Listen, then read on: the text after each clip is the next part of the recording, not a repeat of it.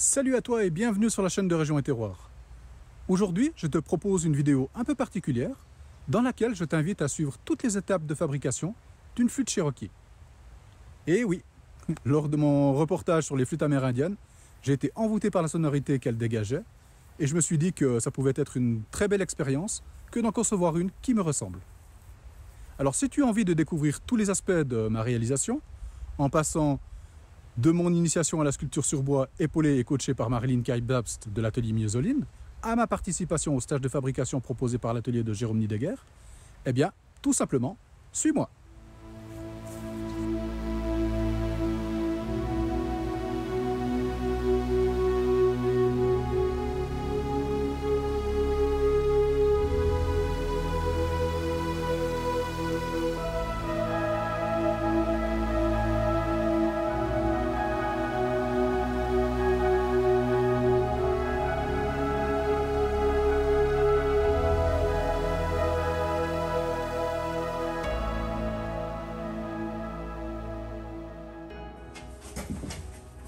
Alors là, j'ai trouvé ça, dans ce bout d'érable, on va pouvoir faire tous les dessins.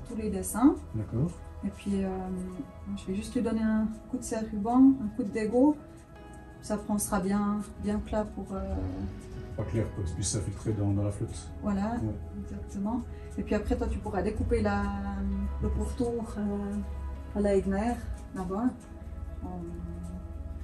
Comme ça, après, on aura notre forme, puis on verra comment on peut la travailler. Ouais.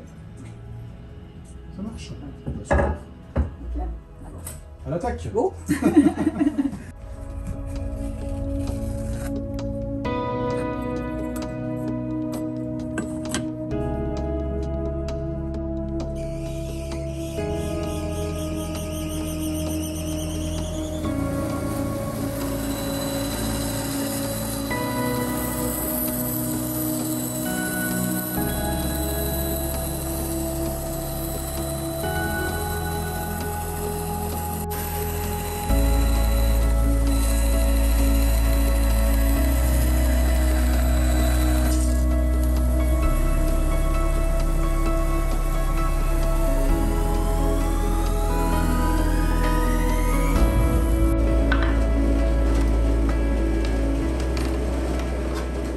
Le but ici est d'obtenir une tranche parfaitement droite et plane qui servira de base pour la fabrication des totems de la flûte.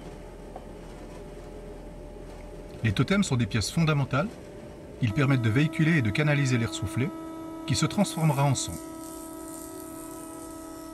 Il est donc primordial d'avoir une face extrêmement lisse pour que l'énergie sonore soit la plus qualitative possible.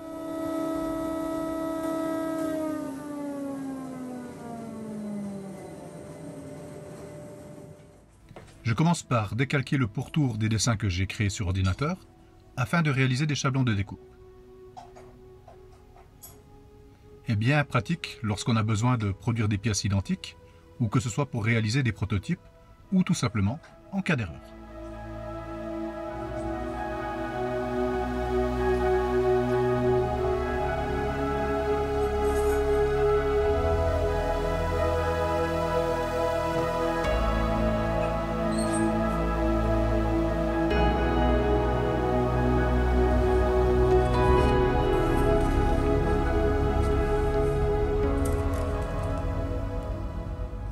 Ça a l'air d'être bon. Tu dois avoir une fois, Marilyn.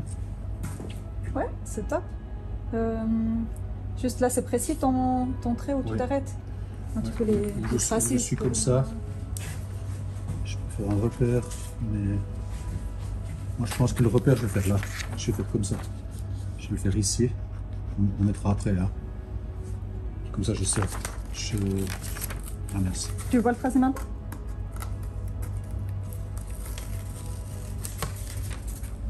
Je pense faire ça, tu vois.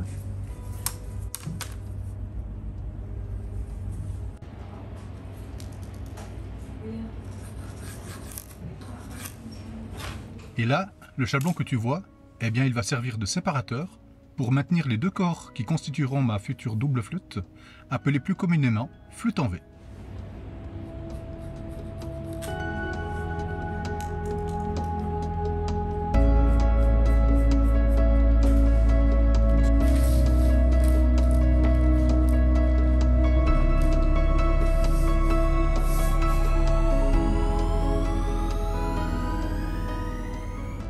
J'en profite également pour retranscrire les lignes de contour qui me serviront de chablon pour mes totems.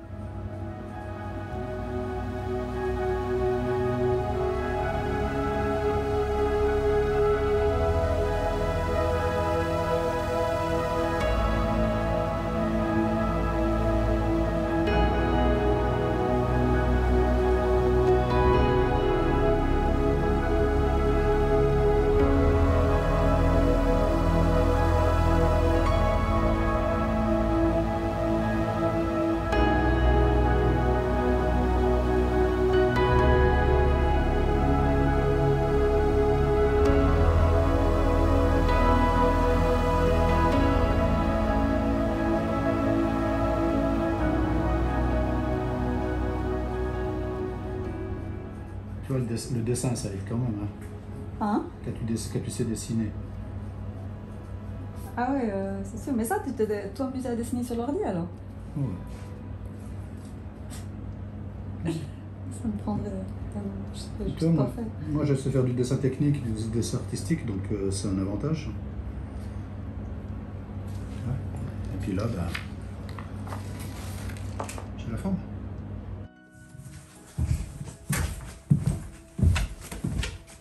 Alors là, maintenant, on peut découper à la scie, là, à Leitner. Je pense que tu sais employer une scie. Voilà. L'entrée là, le variateur, il est un peu moins vite. D'accord. Je pense que comme ça, ça va. Très bien. Et puis voilà. Bah, en tout cas, je te remercie. Ok, vas-y, viens voir.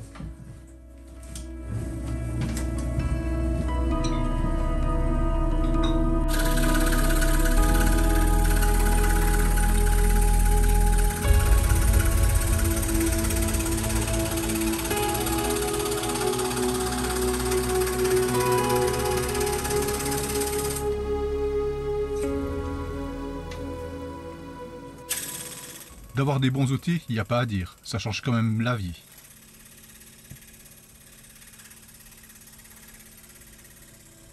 Malgré ça, je ne sais pas si c'est dû au reflet du soleil ou à mon âge certain, mais j'avoue qu'au bout d'un moment, j'avais parfois de la peine à distinguer mes lignes de crayon.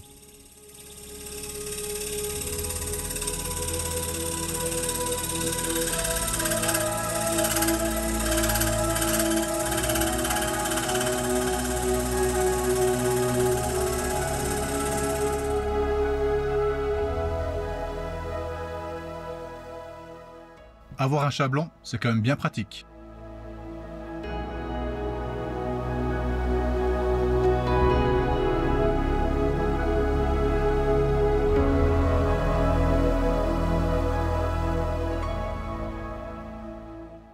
Voilà, le premier totem est retranscrit, on passe au deuxième, puis en route pour la découpe de base.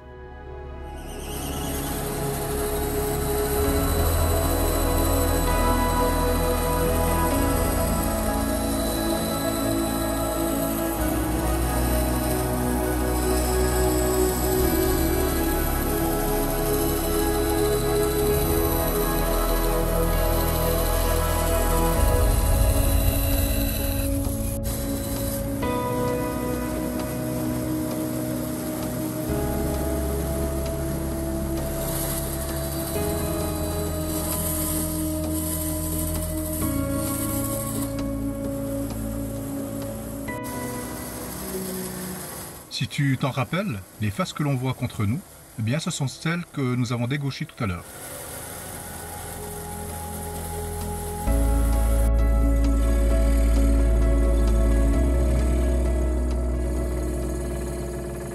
Avec le store en bas, ça va quand même mieux. Il n'empêche que je vois quand même une différence avec un bois plus épais. Ça me semble plus facile à manier.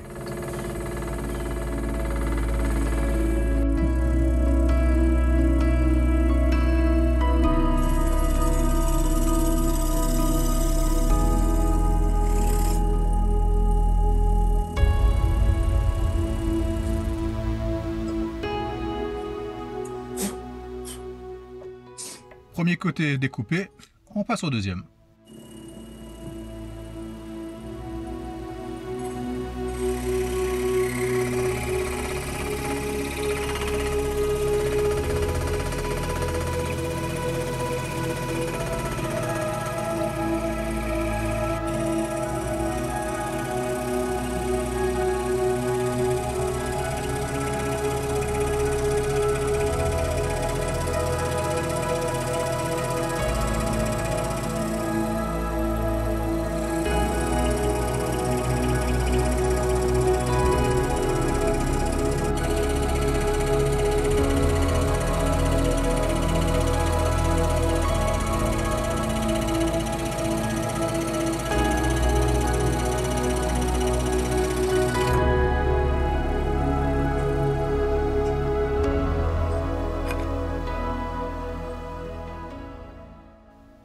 Voilà, le séparateur est prêt, les totems également.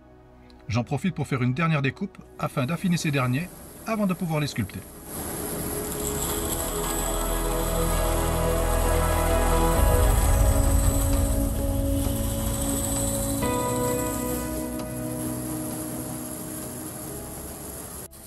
Esthétiquement parlant, ça sera quand même plus joli et surtout plus pratique à travailler.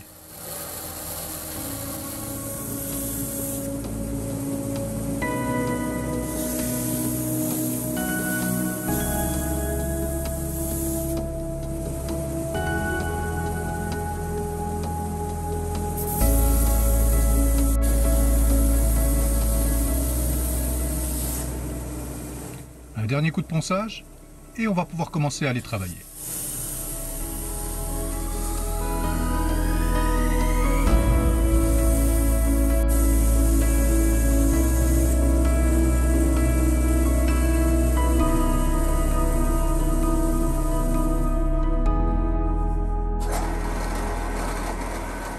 Je profite de percer les trous qui serviront à passer les lanières de cuir qui attacheront le totem à la flûte de façon à être d'équerre et précis, ce que je ne pourrai plus faire une fois qu'elles seront sculptées.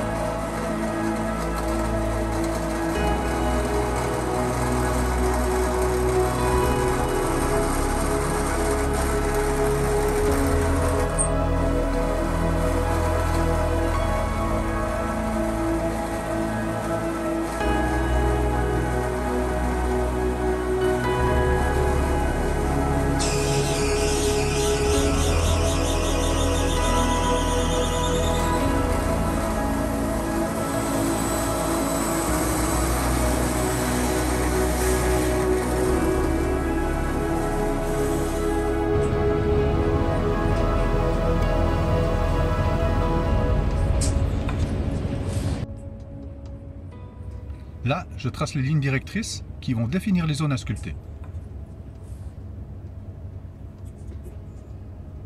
Comme tu peux le constater, j'ai fait une base identique pour mes deux totems.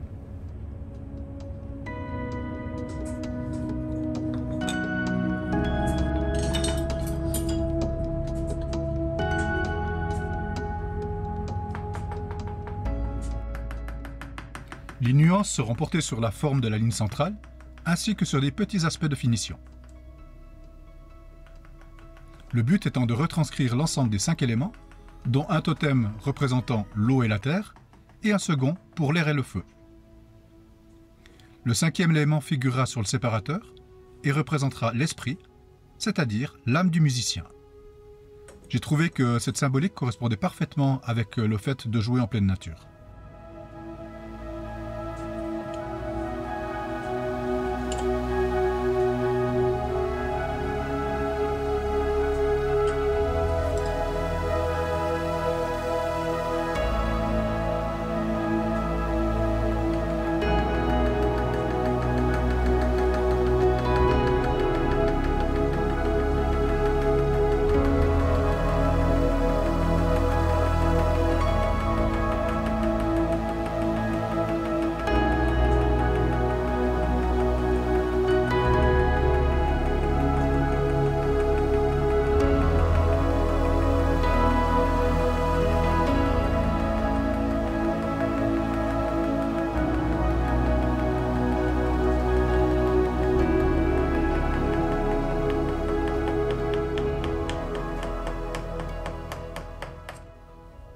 Pour une première approche de la sculpture, je trouve que c'est une belle expérience.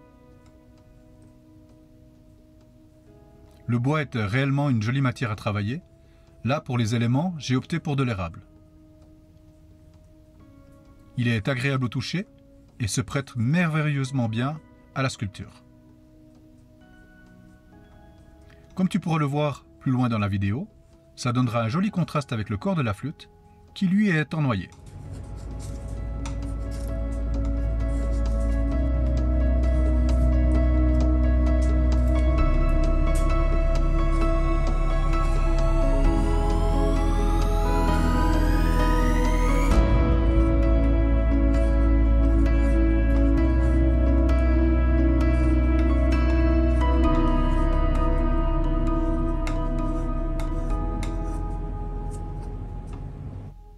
Par ailleurs, je pense que d'avoir de très bons outils, véritablement bien aiguisés, facilite également cette approche.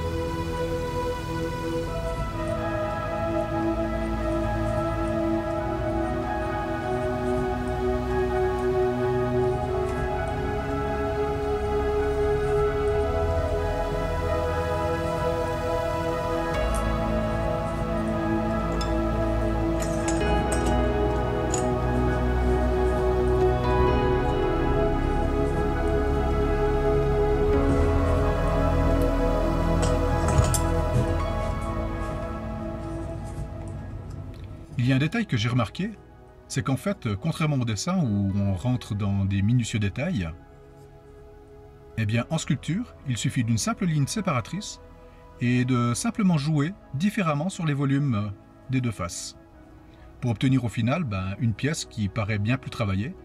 Alors ça peut paraître paradoxal, mais c'est un fait.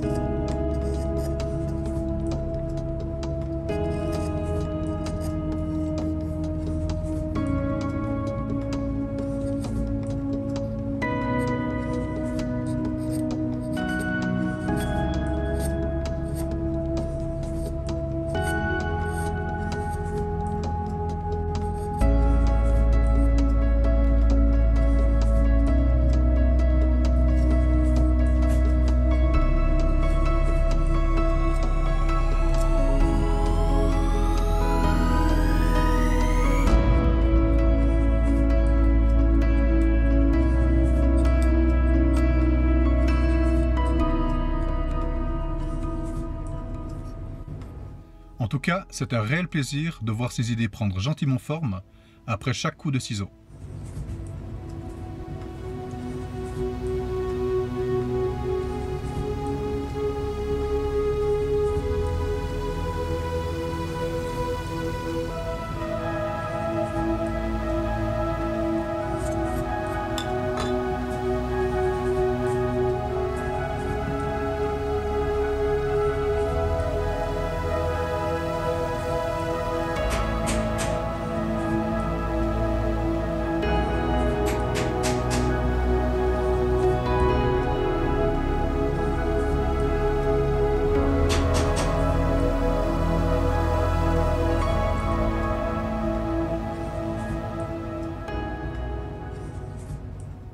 Ici, j'utilise la forme des outils pour délimiter plus profondément les zones de séparation,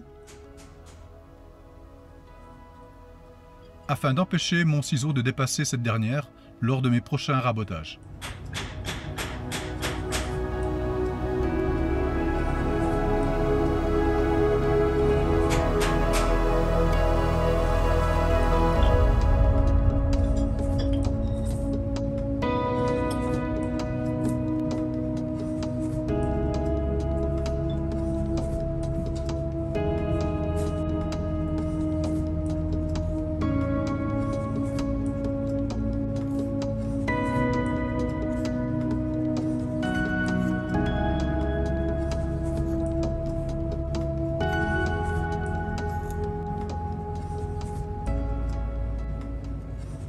Ici, on a un parfait exemple de ce que je viens de t'expliquer.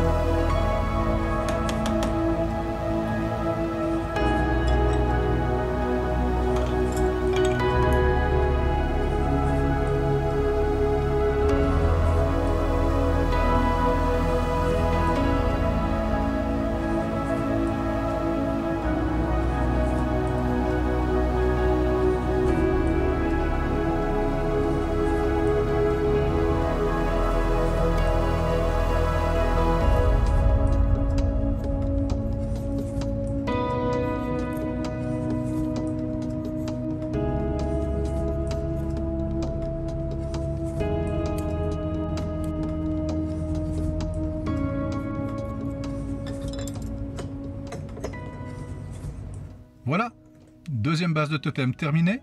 Il ne me reste plus qu'à les poncer et y ajouter les détails.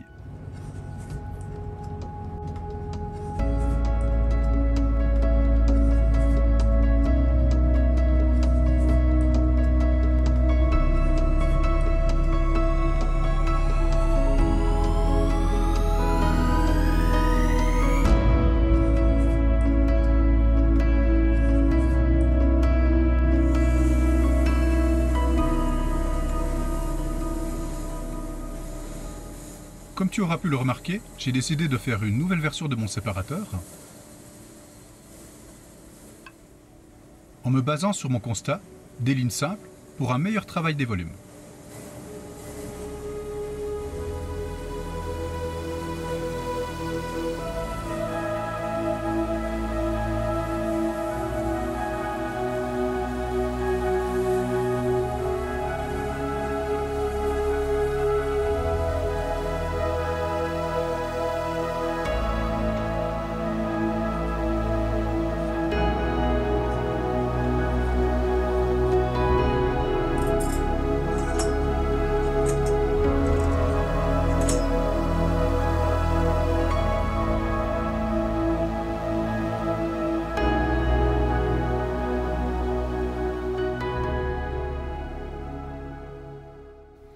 La partie sculpture est terminée. C'est quand même sympa de pouvoir visualiser l'ensemble des pièces. Bon, eh bien, il est temps de passer au ponçage.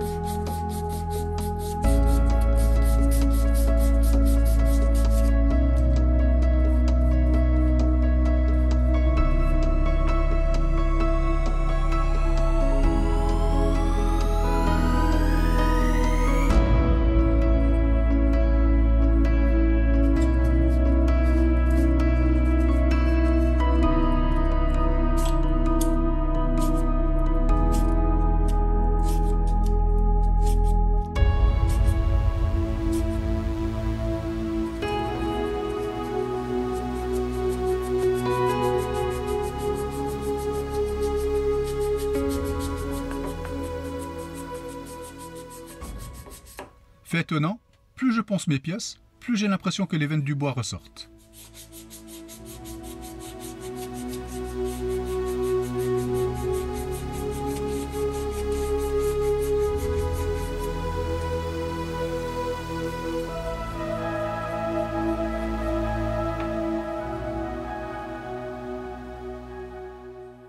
Au toucher, c'est complètement fou, on dirait du nacre.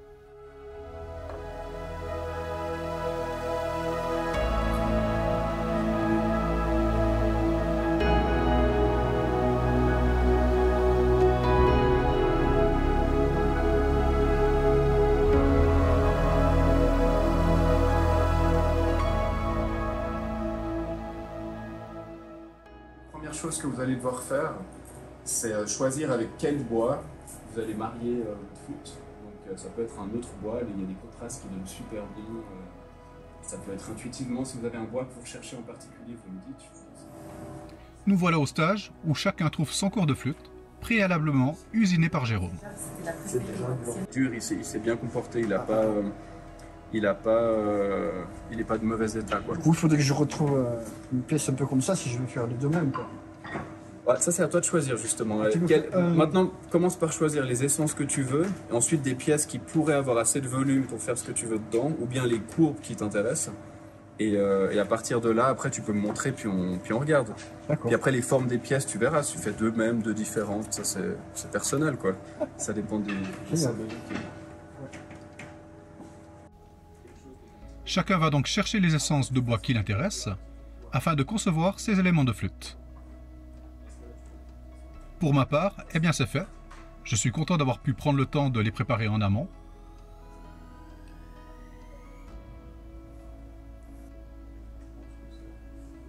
Ça me permettra également d'épauler un ami de route qui est venu spécialement de France pour réaliser sa flûte.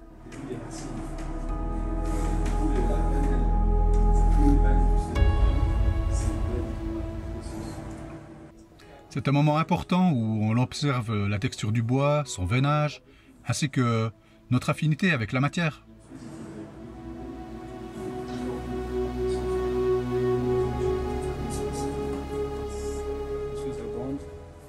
Assez. Mais peut-être fais déjà ton choix. Oui, oui. Ouais. Et ça, c'est quoi? Chêne. Ah, c'est Chêne. Ça, j'avais reconnu, mais celui-là, je pas. Une ambiance bon enfant, où chacun va qu'à ses recherches.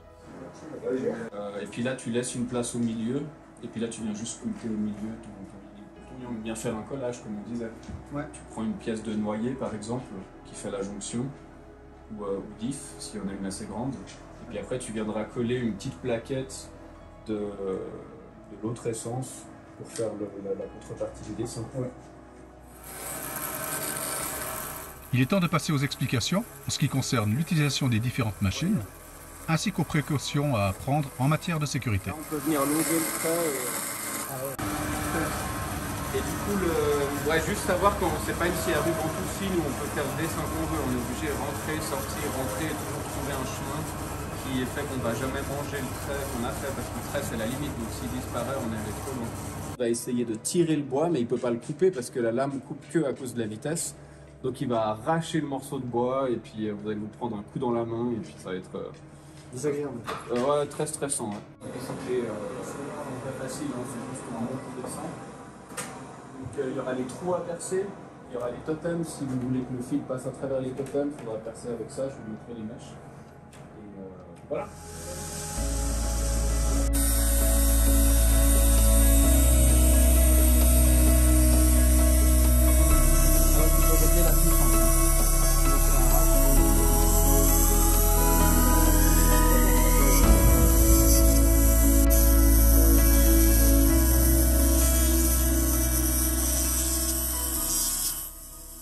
Après quelques heures, ça y est, tout le monde est concentré à donner vie à ces éléments de finition.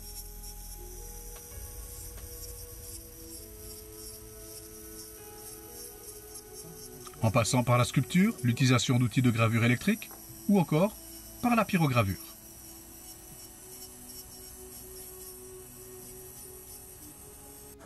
Et ce, sans oublier notre bonne vieille lime à bois.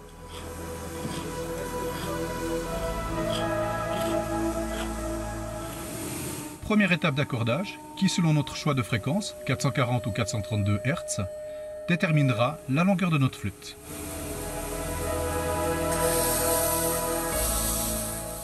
Une fois cette étape passée, j'ai préparé le bec et les embouts en érable que j'ai contrecollés au corps de la flûte.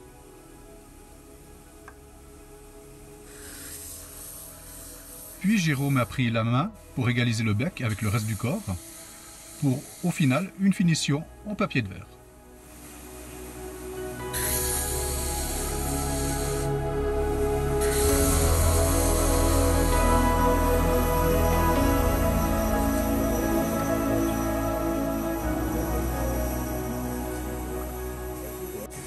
Qui a dit que les brosses n'avaient qu'une seule utilité? Une astuce bien pratique pour arrondir la base du bec, afin d'obtenir une meilleure ergonomie.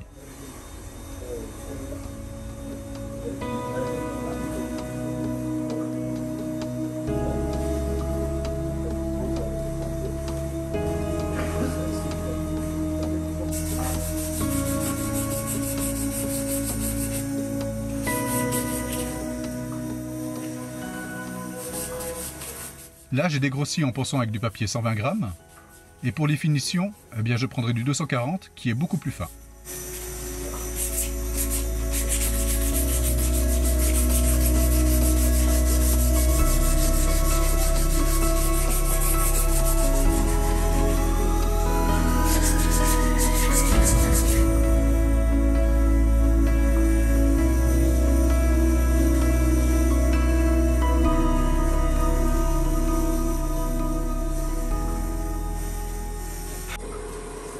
Après avoir utilisé le gabarit de positionnement des trous, relatif à ma fréquence choisie, dans mon cas 432 Hz, je passe au perçage de ces derniers. Ici, j'ai percé les 2 cordes de flûte. La principale comporte les 5 notes de base et la seconde, 3 possibilités d'accords supplémentaires. On fait un chanfrein, donc ça c'est le trou. Plus on agrandit l'intérieur, ça fait un cône, plus la note elle monte. Et ce qui est hyper important, surtout, c'est de rentrer de manière franco, c'est-à-dire tac, on rentre d'un coup. Parce que si tu restes dans la paroi avec la fraise, elle a quelques dixièmes de millimètre de plus petit. Elle va rentrer en vibration, elle va faire un bruit abominable et ça va être éjecté. Et ça peut abîmer un peu les bords du trou, mais surtout ça met les nerfs à vif. Donc la seule chose qu'il faut faire, c'est ça, on se met devant le trou, tac, et on rentre. Dans les petits tours, cette phrase elle est toute fine, voilà. Tac, on rentre.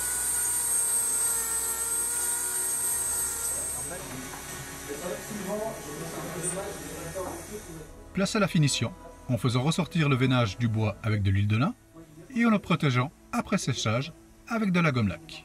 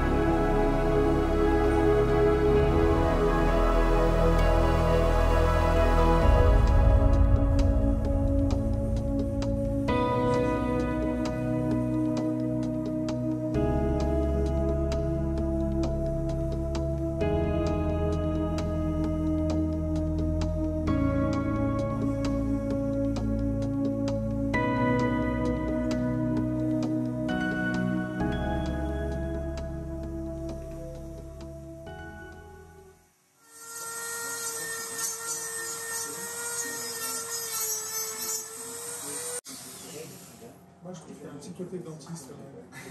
C'est ça, je te dis. Précision méticuleuse.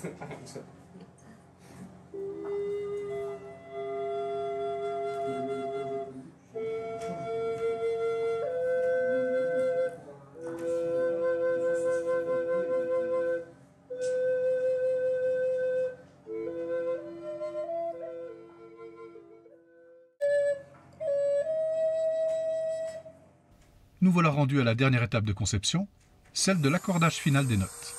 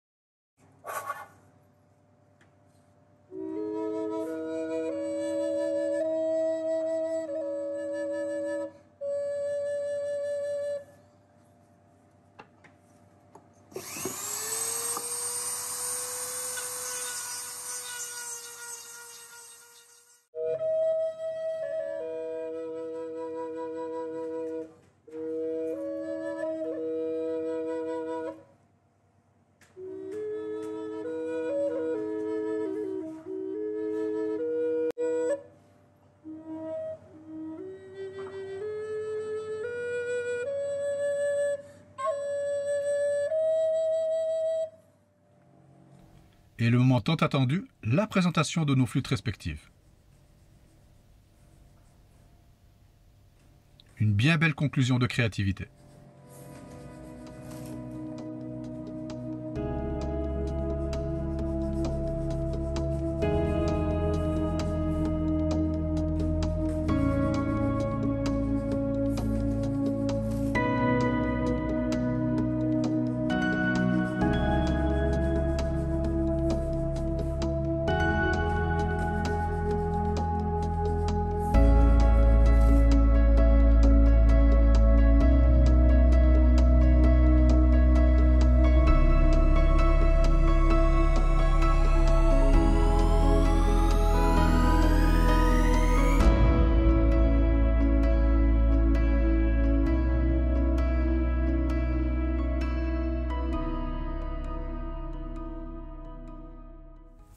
Voilà, nous arrivons à la fin de ce reportage. J'imagine que tu t'attendais à ce que je te joue un morceau, mais par respect pour tes oreilles, je pense qu'on a meilleur temps de remettre ça à plus tard, hein. Le temps que j'apprenne à bien pouvoir l'utiliser. Je tiens à remercier tout particulièrement Marilyn Kai-Babst pour m'avoir initié aux bases de la sculpture, ainsi que de m'avoir permis de travailler au sein de son atelier, ainsi que Jérôme Nidegger pour ce magnifique stage durant lequel j'ai pu réaliser la flûte de mes rêves. Comme tu auras pu le constater, au-delà des reportages que je réalise, il émane une belle synergie des personnes que je rencontre. Ces échanges de partage et d'amitié me font très chaud au cœur et ça m'emplit de joie et surtout ça me conforte à bien continuer, en tout cas en allant pour des nouvelles découvertes et des relations humaines. J'espère que cette vidéo t'aura plu. Si c'est le cas, n'oublie pas de la liker, de la partager, de t'abonner, de me laisser des commentaires. Tout ceci contribue à renforcer la visibilité de la chaîne. Par ailleurs, je te rappelle que tu peux te rendre sur notre site internet www.regionterroir.com. Tu y trouveras d'autres informations complémentaires aux vidéos que l'on réalise. Je t'invite également à me faire part de suggestions ou de me soumettre un artisan que tu connais et qui vaudrait la peine que l'on fasse un reportage vidéo sur lui. Pour ceci, tu peux m'écrire à info@regionetterroir.com. En attendant la prochaine vidéo, on te dit ciao, wouf, et à tout bientôt. Prends soin de toi.